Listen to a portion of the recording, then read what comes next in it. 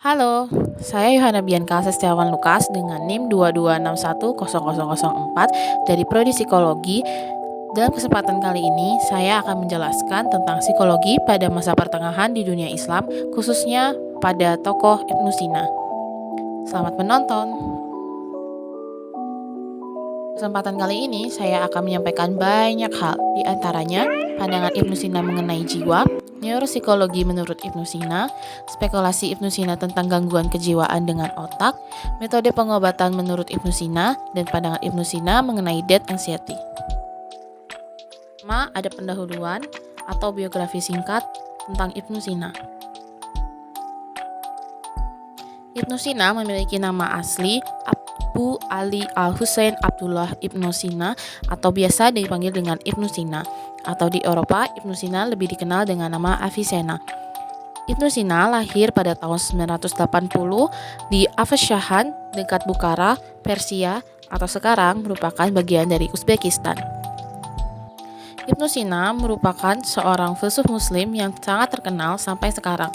Ibnu Sina mampu mengintegrasikan antara agama dengan risio dengan sangat baik.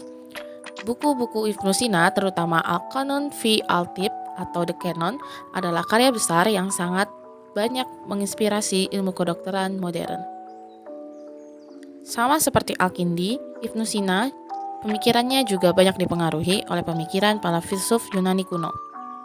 Menurut Dulles pada buku Finney and King pada tahun 2003, buku Al-Qanon fi Al-Tib memuat pemikiran-pemikiran Galen yang membuat Ibnu Sina disebut The Galen of Islam.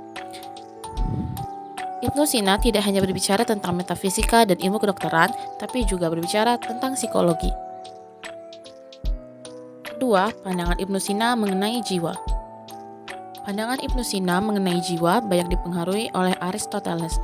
Namun demikian, dalam beberapa hal, seperti halnya Al-Farabi, Ibnu Sina juga mengambil posisi yang berbeda dengan Aristoteles seperti tentang struktur jiwa dan kemampuan active reason. Pandangan Ibnu Sina mengenai struktur jiwa lebih dekat dengan pandangan Neoplatonisme daripada Aristoteles, menurut Lopez dan Fajriat pada tahun 2016. Pertama, Ibnu Sina menganggap bahwa jiwa merupakan substansi yang mandiri dan terpisah dari raga, serta merupakan esensi dari manusia. Kedua, Ibnu Sina menganggap bahwa raga merupakan sesuatu yang penting bagi kemandirian jiwa. Raga merupakan sesuatu yang sangat penting bagi kemandirian jiwa.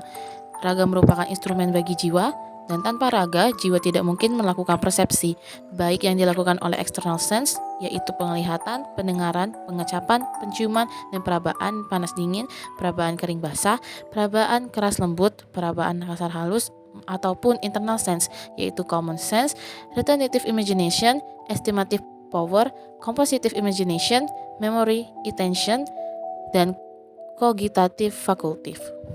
Namun demikian, menurut Ibnu Sina, jiwa dianggapnya tetap akan abadi walaupun raga sudah tidak ada. Walaupun pandangan Ibnu Sina mengenai jiwa banyak dipengaruhi oleh Aristoteles, terdapat perbedaan-perbedaan pandangan Aristoteles dengan Ibnu Sina.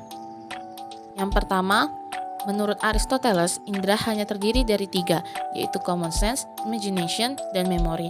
Sedangkan menurut Ibnu Sina, indera terdiri dari 7 kemampuan. Yang kedua, yaitu active reason. Menurut Aristoteles, active reason digunakan ketika ingin memahami prinsip-prinsip umum yang tidak mungkin dijangkau oleh pengamatan. Sedangkan menurut Ibnu Sina, active reason merupakan kualitas yang memungkinkan manusia untuk memiliki kualitas supernatural yang berhubungan dengan Tuhan. Selanjutnya, Ibnu Sina juga kemudian mengembangkan hierarki jiwa seperti yang pernah disampaikan oleh Aristoteles. Menurut Ibnu Sina, jiwa memiliki 3 tingkatan, yaitu jiwa nabati atau vegetatif, jiwa hewani atau animal, dan jiwa insani atau rasional. Tumbuh-tumbuhan memiliki jiwa nabati, tetapi tidak memiliki jiwa hewani. Binatang memiliki jiwa hewani, tetapi tidak memiliki jiwa insani. Dan manusia memiliki ketiga jiwa, baik jiwa nabati, hewani, maupun insani. Pertama, ada jiwa nabati. Menurut Ibnu Sina, jiwa nabati memiliki 3 daya atau kemampuan, yaitu kemampuan untuk mengonsumsi atau al-quwwah al-ghadziyah. Yang kedua, kemampuan untuk tumbuh atau al-quwwah al-munamiyah.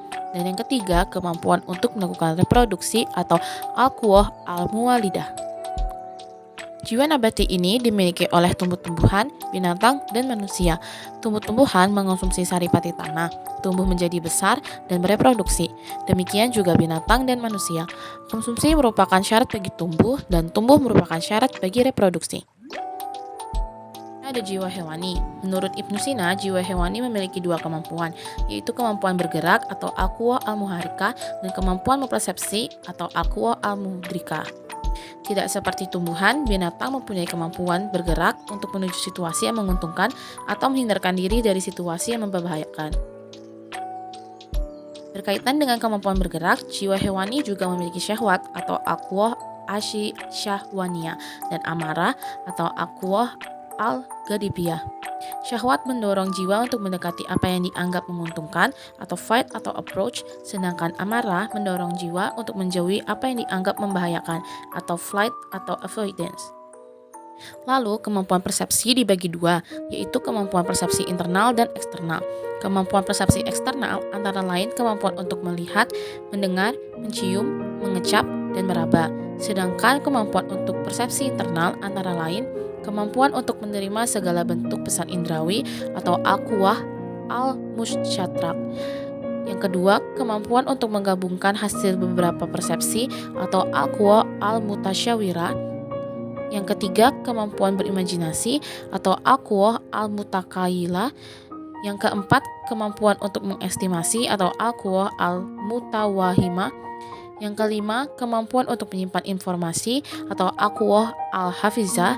Dan yang terakhir adalah fakultas kogitatif atau al-quwah al-mufakirah.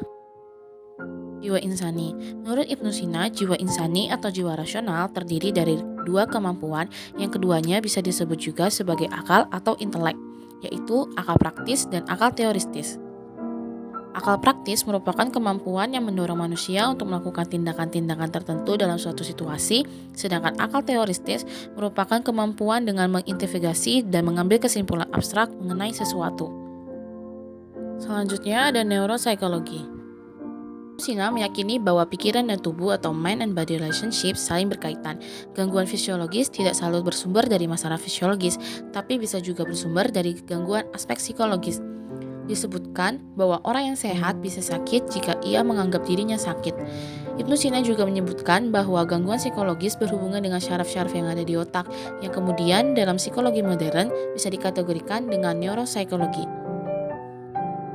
Tidak heran karena pemikirannya tersebut, Ibnu Sina kemudian dianggap menjadi sebagai pionir dalam psychological psychology dan neuropsikiatri. Pada saat itu, Ibnu Sina sudah membahas tentang gangguan insomnia, mania, halusinasi, nightmare, demensia, epilepsi, stroke, paralysis, vertigo, melankolia, dan tremor. Dalam buku yang ditulis oleh Ibnu Sina yaitu Al-Qanun fi Al-Tib, terdapat 3 bagian yang secara khusus membahas gangguan tentang neuropsikiatri. Selanjutnya ada spekulasi Ibnu Sina tentang pengaruh otak terhadap gangguan psikologis. Yang menarik, walaupun saat itu belum ada teknologi pemberdayaan otak, Ibnu Sina sudah berani berspekulasi mengenai pentingnya pengaruh otak terhadap gangguan psikologis. Menurutnya, gangguan pada middle ventricles akan mengurangi kemampuan bernalar. Kerusakan pada bagian depan otak akan berpengaruh pada kemampuan dalam mempersepsi dan berpikir logis dan pembentukan representasi mental dari objek terjadi di ventricles. Selanjutnya, ada metode pengobatan. Dalam melakukan metode pengobatan suatu penyakit, Ibnu Sina menggunakan berbagai metode. Kadang, Ibnu Sina memperhatikan kemungkinan pengaruh aspek psikologis terhadap gangguan fisiologis. Misalnya, dengan memperhatikan hubungan antara perubahan pada detak nadi dengan perubahan emosi pada pasien. Diceritakan bahwa dalam menangani pasiennya yang mengalami gangguan psikologis, Ibnu Sina menggunakan apa yang sekarang disebut dengan Word Association Test dari Carl Gustav Jung. Lalu ketika mengobati pasien melankolia, Ibnu Sina juga sudah menggunakan terapi membaca dan musik. Ibnu Sina menjelaskan melankolia atau depresi sebagai gangguan suasana hati. Penyebabnya bisa jadi karena perubahan pernapasan yang berakibat pada lembabnya otak. Menurut Ibnu Sina, kebahagiaan akan meningkatkan kelembaban otak, tapi jika melebihi batas wajar akan mengalami gangguan. Tampak bahwa Ibnu Sina juga sudah menggarisbawahi pentingnya pernafasan, suatu metode yang kemudian dikembangkan oleh Grove dengan holotropic breathwork-nya pada tahun 1993. Lalu ada juga Alexander dan Salensik yang menceritakan bagaimana Ibnu Sina menggunakan cara-cara yang tidak biasa dalam menangani pasien. Pasien yang mengalami delusi bahwa dirinya sebagai seekor sapi diajak Ibnu Sina untuk bermain. Ibnu Sina mengatakan bahwa tukang daging akan datang menemuinya dan menjagalnya. Tangan dan kaki si pasien itu kemudian diikat dengan tali. Tidak lama kemudian, sambil menunggu kedatangan sang penjagal, Ibnu Sina mengatakan bahwa sang penjagal urung datang karena si pasien terlalu kurus dan tidak sehat untuk disembelih. Ibnu Sina pun kemudian melepas tali yang mengikat tangan dan kakinya. Seiring itu, si pasien pun sembuh. Terakhir yaitu pandangan Ibnu Sina mengenai death anxiety. Ibnu Sina pun ternyata sudah menulis tentang kecemasan akan kematian atau death anxiety. Masa ini, konsep kecemasan akan kematian mendorong Sheldon Solomon, Tom Szynski, dan Jeff Greenberg untuk membuat terror management theory, yaitu teori yang menyatakan bahwa perilaku manusia banyak didorong oleh ketakutan akan kematian yang sifatnya tidak disadari. Menurut Ibnu Sina, kecemasan akan kematian merupakan kecemasan yang sifatnya universal. Ibnu Sina menyebutkan terdapat 3 penyebab munculnya kecemasan tersebut, yaitu pengabaian terhadap apa yang dimaksud dengan kematian tersebut, ketidakpastian terhadap apa yang akan dialami setelah kematian tersebut, dan anggapan bahwa setelah kematian, jiwa akan berakhir. Itu aja penjelasan saya tentang psikologi pada masa pertengahan di dunia Islam, khususnya menurut pandangan Ibnu Sina. Kurang dan lebihnya saya ucapkan maaf. Terima kasih sudah menonton. Bye.